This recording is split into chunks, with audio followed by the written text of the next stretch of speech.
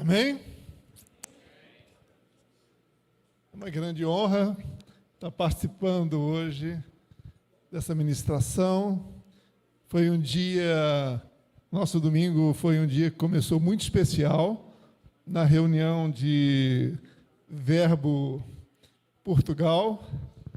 Tivemos a apresentação do Theo. Eu queria mostrar a foto dele. Foi um grande desafio, porque quarta-feira ele precisou ser internado, mas ele foi liberado ontem e nós fizemos a apresentação hoje. E o Theo é filho da Caroline e do Fagner, que estão hoje encarregados da Verbo Portugal de implantar a igreja ali, né? E nós aqui do Brasil, dessa Verbo Recreio, estamos apoiando no que é possível. Então, é um dia de muitas emoções. Teremos ceia, e eu queria falar um pouquinho. Nós vamos ter um pouco de prejuízo, porque eu gosto sempre de projetar as Escrituras, porque quando a gente vê, muitas das vezes com os olhos, a gente absorve mais do que quando a gente ouve, né? O chinês diz que o que a gente escuta, a gente esquece. O que a gente vê, a gente entende. E o que a gente pratica, a gente aprende. Aqui é muito difícil praticar domingo, mas pelo menos melhorar um pouco o entendimento. Mas eu vou ler as Escrituras com bastante cuidado para que a gente possa absorver o máximo possível o que o Espírito Santo quer falar conosco. São Escrituras conhecidas, porque o tema é bem conhecido, que é batismo. E eu vou começar com Mateus 16:16. E eu queria também esclarecer um pouco por que hoje de manhã nós não fizemos o batismo. Fizemos a apresentação do Theo à igreja. Porém, hoje nós vamos fazer batismo, inclusive, de uma adolescente. Então, a pergunta é, que idade, afinal, é a idade certa para se batizar? Vamos juntos tentar entender isso, né? E eu vou começar com Marcos 16:16, que diz assim: quem crer e for batizado será salvo, mas quem não crer será condenado. Meus irmãos, essa decisão de crer e ser batizado foi a decisão mais importante da minha vida. Poucos aqui buscaram a felicidade mais intensamente do que eu até os 33 anos. Mas a única coisa que era normalmente a minha hora de chegar em casa, 3 horas da madrugada. E quando eu abri a porta do meu apartamento, eu morava na Nascimento Silva, Ipanema, e ao caminhar, passar pela sala e chegar ao meu quarto, uma pergunta que vinha dentro de mim: o que aconteceu de diferente? O que aconteceu de diferente, Sérgio? Nada. E lá estava eu, sábado, 7 horas da manhã, já arrumando a rede de vôlei, jogava até as 18 horas da tarde, depois, 20 horas, 20h30, já estava eu nos bares, buscando a felicidade. Aos 21 anos, já conhecia grande parte da América do Sul, Europa, viajava com... dinheiro não era problema. Minha média de gasto na Europa, numa viagem que eu fiz, foi de $5 por dia. Então, vocês imaginam como é que era a minha viagem, né? Ou seja, nada era um obstáculo para mim buscar a minha felicidade. Porém, graças a Deus, com 33 anos, um casal, ele me visitou, aliás, o esposo me visitou, eu tinha conhecido eles no Natal, e eu vi eles orarem para uma moça que eu vivia com ela. Não é a minha esposa atual. A gente, naquela época, nem pensava em família e casamento. E eu vi esse homem simples falar, olha, eu posso orar por você? Orar, e como meu irmão testemunhou hoje aqui, ela experimentou uma cura de uma doença que a perseguia há anos. E eu vi aquilo, e eu assustado, porque ela caiu no sofá sob o poder de Deus, e ele me perguntou, você quer aceitar Jesus? E eu, na época, tinha outra religião, minha religião era que todos os caminhos levavam a Deus. E eu falei, eu estava assustado, e eu falei, sim, claro, aceito. Mas no dia seguinte eu tive uma conversa séria com Jesus. Eu falei, Jesus, se você existe, eu quero te conhecer. E ele se apresentou a mim de uma forma maravilhosa. Eu não tinha previsto contar um testemunho, sabe? Mas tem visitantes aqui hoje, talvez nunca tenham ouvido. E o que eu posso dizer é que naquela mesma semana eu tentei usar os mesmos caminhos para buscar felicidade. Sentei no mesmo barco, o mesmo grupo, e eu mandei voltar um chopp 3 vezes, porque eu achei que o garçom tinha usado uma cerveja que fica gotejando, porque a cerveja não tinha mais sabor. Quando começou a conversa que era de rotina, aquela coisa já não me fez bem, e eu falei, o que está acontecendo comigo? E eu me levantei e fui embora, nunca mais voltei. Eu não consegui mais voltar. E aí é uma série de acontecimentos que eu passaria a noite toda aqui, e não vou falar aquilo que eu preciso falar, porque hoje é dia de batismo. Mas então, meus irmãos, eu digo para vocês que essa decisão de crer e ser batizado foi a decisão mais importante e mudou a minha vida. Eu fui transformado, e nós vamos ver isso, como é que se dá esse processo. Romanos 10:9 fala assim, a saber, se com tua boca confessares ao Senhor Jesus, e em teu coração creres que Deus o ressuscitou dentre os mortos, serás salvo, visto que com o coração se crê para a justiça, e com a boca se faz confissão para a salvação. Ora, a boca fala o que há no coração. Quando a boca fala o que não há no coração, não tem valor. É mentira. Mas quando há no coração uma convicção e você expressa isso com a boca, aí há poder. E muitas das vezes, o nosso coração, que é enganoso, ele dá ordens à nossa mente para justificar o que não é correto. Então, meus irmãos, essa decisão que acontece no coração é um milagre. Nós vamos ver, conforme Efésios 2, 8, 9, que o crer no coração, ele é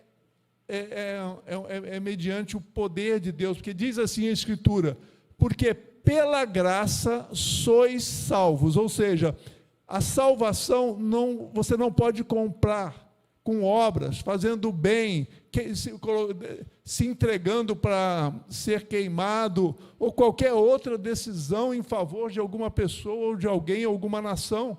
Nada pode comprar, nenhum dinheiro, a nossa salvação. Está escrito, porque pela graça, graça de graça, sois salvos, por meio da fé. Então tem uma fé que ativa a graça, e diz assim, e isto não vem de vós, é um dom de Deus, é milagroso, é sobrenatural, precisa ser ativado. No meu caso foi ativado quando eu vi a cura, mas relacionamento, testemunho pessoal também funciona. Só que a média de um testemunho para levar uma pessoa a se interessar por Jesus é 10.000 horas.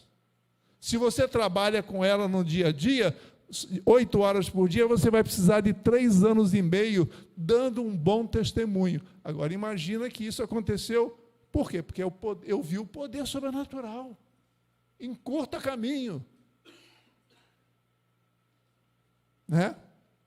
Então, a fé, para crer, né, a nossa pregação, ela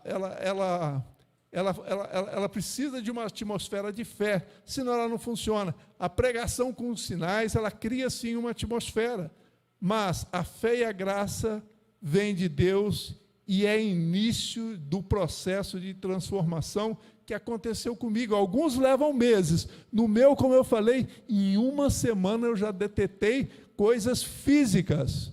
Eu já não conseguia sentir o sabor da cerveja. Hoje, eu posso tomar cerveja e voltou o paladar, porque hoje eu já tenho domínio.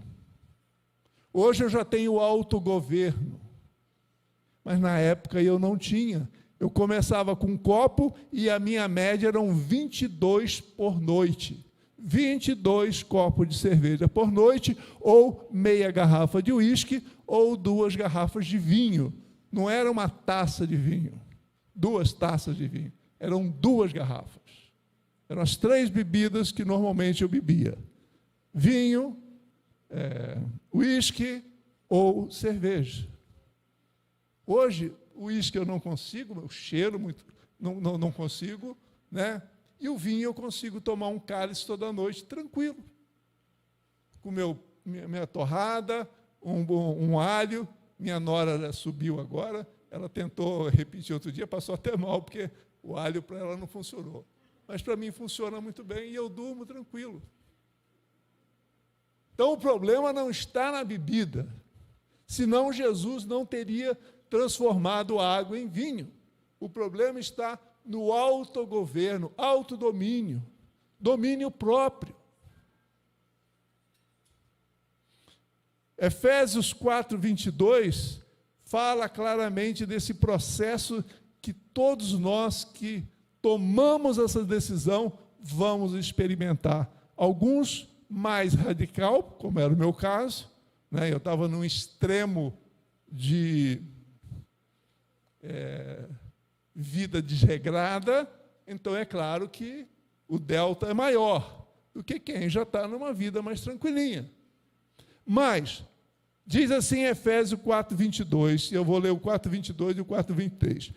Quanto à antiga maneira de viver, vocês foram ensinados a despir-se do velho homem que se corrompe por desejos enganosos.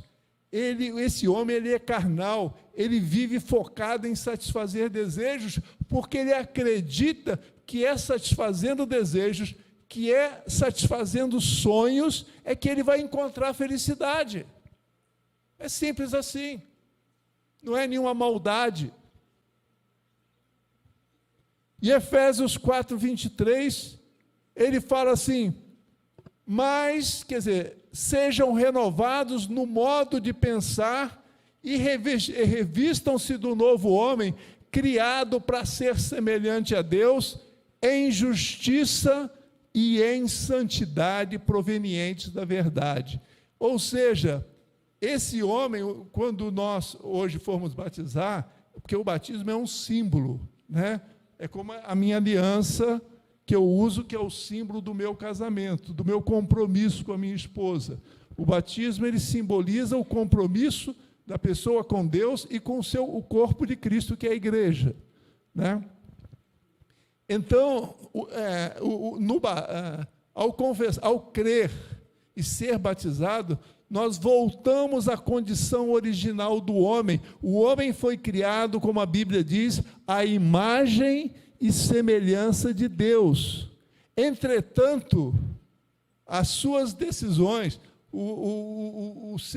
a sua ânsia de buscar a felicidade através de prazeres, o afastou de Deus.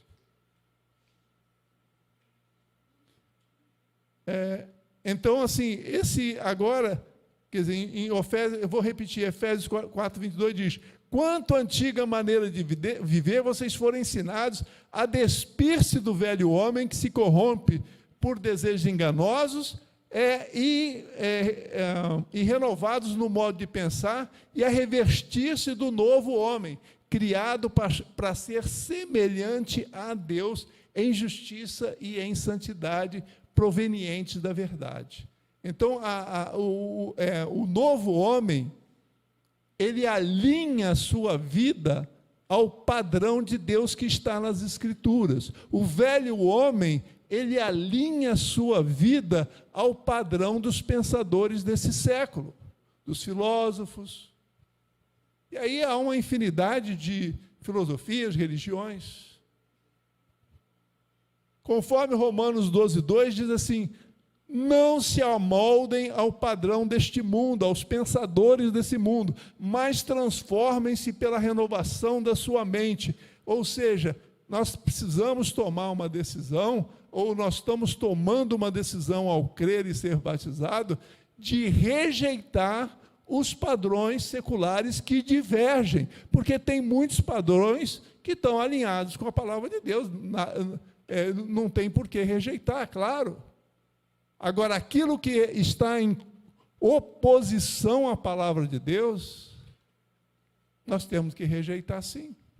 É isso que ele fala em não se conformar com este mundo, para que sejam, então, capazes de experimentar e comprovar a boa, agradável e perfeita vontade de Deus. Então, Deus, quando ele criou o homem, ele tinha um plano perfeito do bem, do homem ser feliz, ser próspero. Entretanto, o homem, por livre escolha, escolheu outro caminho. No batismo, nós voltamos à ideia inicial de Deus. É um recomeço. Por isso que é como se fosse nascer de novo mesmo. Só que morre um homem carnal e agora nasce um homem espiritual, um homem que, além da carne, dos pensamentos, ele também tem uma influência do Espírito Santo de Deus, da presença de Deus. E, claro, isso requer disciplina para alguns. No meu caso, eu não entendi a libertação que eu sofri, mas em alguns casos, e aí um dia eu vou sentar com Deus lá, se Ele permitir isso, claro, né? Eu vou falar assim, por que no meu caso eu não precisei fazer tanto esforço para parar de beber?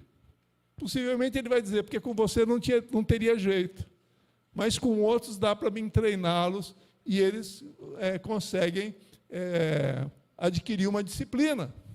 Mas com você não teve jeito, eu tive que ser radical mesmo, né? Então, meus irmãos, haverá uma guerra diária nas nossas mentes. Essa guerra vem dos filmes, dos programas, onde há uma mensagem implícita dizendo: não tem problema, isso não tem problema. As imagens que os meios de comunicação, que a máquina de propaganda do mundo usa, é para legalizar o pecado. Essa semana eu recebi uma coisa que eu achei impossível até citar num púlpito, mas que estaria no livro didático do ensino médio. Um texto que até na minha casa, com a minha esposa, é indecente, é impossível, mas está lá num livro publicado do MEC. E os políticos, o que eles fazem? Eles criam leis para poder tornar aquilo que é conveniente legal. Então, essa guerra, todos nós sofremos e passamos, vamos viver, né, que é uma guerra de ideias na nossa mente. É travada uma verdadeira batalha entre o que nós aprendemos que era correto e o que a palavra de Deus diz que é correto. E só o Espírito Santo pode dar a revelação, o entendimento do bem que aquela palavra de Deus trará para a nossa vida contra o mal que o pensamento que nós tínhamos tem trazido, né? Jesus, em Lucas 9:23, ele tratou dessa guerra, ele falou assim: se alguém quiser acompanhar-me, negue-se a si mesmo, tome diariamente a sua cruz e siga-me. Isso significa dizer, né, não a nossos olhos, a nossos pensamentos, não a tudo aquilo que é contrário à vontade de Deus, mas que os nossos órgãos amam praticar. Por isso que o normal do homem é a escolha pelo prazer e não pela dor. A dor de rejeitar o que não presta para médio prazo e, às vezes, a curto prazo, né? A Luana falou aqui, pois, dá o dízimo, que aí vocês vão experimentar ser abençoados. Nós temos uma escola que chama Escola de Negócios. Ela começa, inclusive, a primeira aula dia 18 agora de março. Nessa escola, nós fazemos uma imersão profunda de princípios e valores que estão na palavra de Deus, que, se aplicados ao mercado de trabalho, cara, o feedback é rapidíssimo. Principalmente na economia. Você quer entender por que o fracasso? Meu Deus, comunismo mata a criancinha. O problema não é esse, não. O problema é que tem falhas estruturais nesse fundamento que nunca vai funcionar. Capitalismo, você vai entender que há coisas que precisam ser corrigidas, porque ambos vão à falência, vão levar as nações à falência. Só que, como o capitalismo está mais alinhado à lei do plantar e colher, então vai demorar um pouco mais. Então, nós que chegamos ao reino de Deus, porque o batismo, o crer e o ser batizado é a porta de entrada. Mas depois nós temos que viver como cidadãos do reino de Deus. E para isso nós temos que aprender a pensar como Jesus pensa, ter a mente de Jesus. E como é que nós fazemos isso? Imergindo em princípios, estudando, debatendo e vendo como aplicar no seu dia a dia, no nosso dia a dia. Então, conforme Colossenses 2,12, e aí eu estou chegando ao batismo, diz assim: tendo sido sepultados com ele no batismo, no qual também fostes ressuscitados pela fé no poder de Deus, que ressuscitou dentre os mortos. Então, esse ato que nós vamos ver aqui é um ato que simboliza, sim, a morte do velho homem que se corrompe e o nascer de um novo homem espiritual. E como, com a ajuda do Espírito Santo, ele consegue vencer consegue vencer os desejos e obedecer a Deus. Então nós vamos ver hoje, ao descer nas águas, a morte do velho homem, e ao sair das águas, o nascer de um novo homem e uma nova mulher. Amém? E esse novo homem e nova mulher tem um desafio, que é se tornarem testemunhas de Jesus, ou seja, serem sal e luz, levarem o amor de Deus aonde eles colocarem a planta dos seus pés. Isso não é religião, isso é vida. Amém?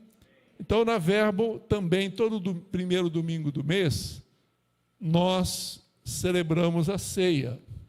E eu queria, antes do batismo, que todos nós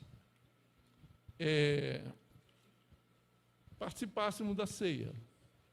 Eu vou ler aqui, eu vou preparar meus elementos.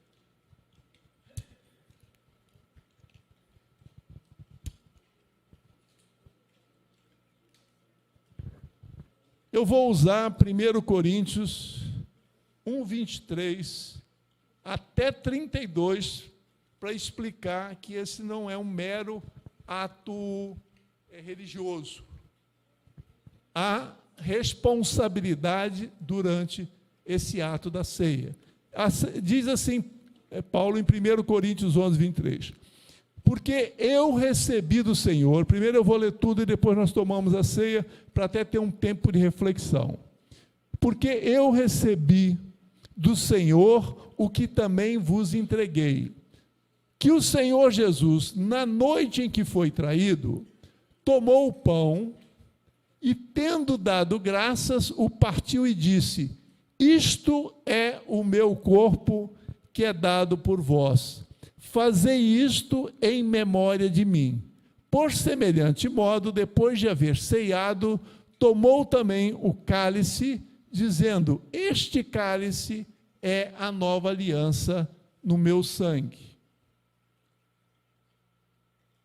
Fazei isto todas as vezes que o beberdes em memória de mim. Agora que vem o tempo para reflexão. Porque todas as vezes que comerdes este pão e beberdes este cálice, anunciais a morte do Senhor até que venha. Portanto, qualquer que comer este pão ou beber este cálice do Senhor indignamente, será culpado do corpo e do sangue do Senhor. Examine-se, pois, o homem a si mesmo, e assim coma deste pão e beba deste cálice. Porque o que come e bebe indignamente, come e bebe para a sua própria condenação, não discernindo o corpo do Senhor. Por causa disto, há entre vós muitos fracos e doentes, e muitos que dormem. Porque se nós nos julgássemos a nós mesmos, não seríamos julgados. Mas quando somos julgados por Deus, somos repreendidos pelo Senhor para não sermos condenados com o mundo. Então, meus irmãos, você que já tomou essa decisão de Jesus ser o Senhor da sua vida, né? E agora está disposto a tomar a ceia conosco, eu quero te convidar, como eu vou fazer agora, vamos tomar 15 segundos, 20 segundos, para um exame, e se há algo no nosso coração que externamente nós estamos mascarando, escondendo, vamos pedir perdão a Deus agora, vamos abrir o nosso coração para Deus, porque Deus conhece o que há no nosso coração.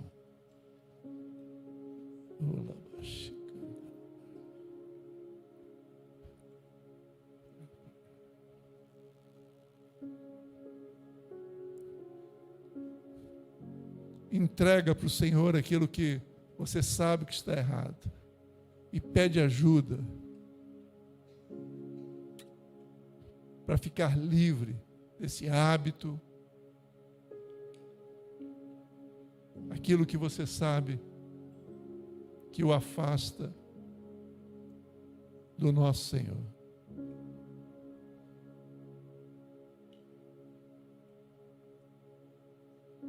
Obrigado, Jesus. Obrigado, Jesus, porque o Senhor intercede por nós. Obrigado, Pai. Amém. Então, meus irmãos, todos nós agora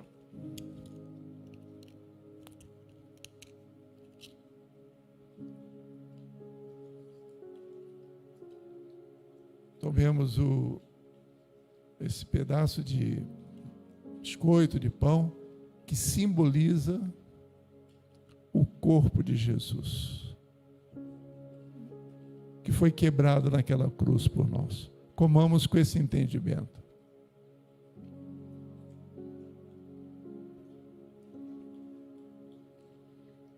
O batismo, ele não redime nossos pecados, mas o sangue de Jesus, sim.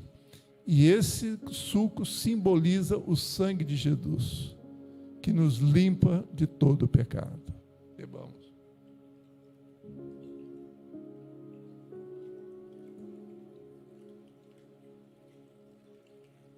Eu, antes de passar para a Luanda, eu gostaria de agradecer a Deus pela oportunidade de estar ministrando hoje aqui nesse dia tão importante.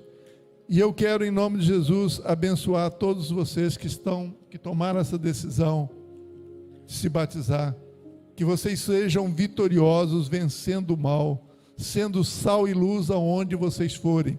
E experimentem essa nova vida, a vida em abundância. A vida que o Senhor planejou para cada um de vocês antes da fundação do mundo. Assim eu os abençoo. Depois nós vamos orar mais. E também a todos que vieram hoje aqui, eu declaro em nome de Jesus uma semana maravilhosa, né? Livre de todo mal, com saúde, paz e alegria. Obrigado, Senhor. Amém.